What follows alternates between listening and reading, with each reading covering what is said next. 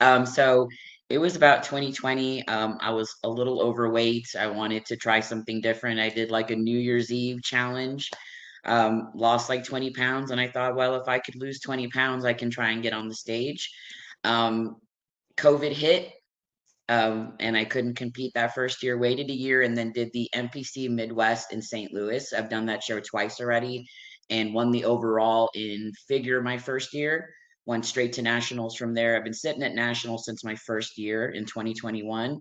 And I also won the physique overall last year as well as figure.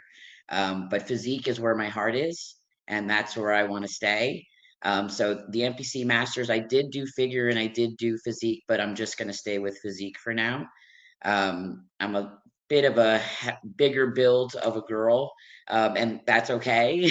So we're just gonna stick with physique for now. But that's how I got started. It was just kind of like a New Year's Eve challenge, and won my first. Won my first. I think that we're on the right track right now.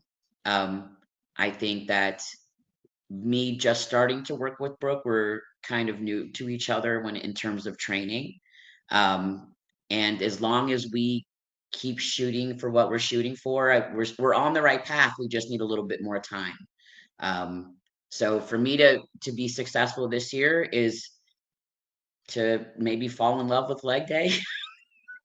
You know what I oh, it's just horrible though, but I really do try. And everything Brooke tells me to do, I do it without question. So for me, it's just staying the course, speaking it into existence.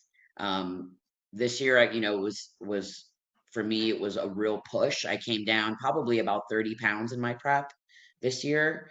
Um, and we really pushed, and we were doing cardio until Thursday. My least favorite, to be honest with you. It's not my favorite, but it's where I really have to push and kind of get past that thing in your mind that I don't like this because I have to, it's where I lack.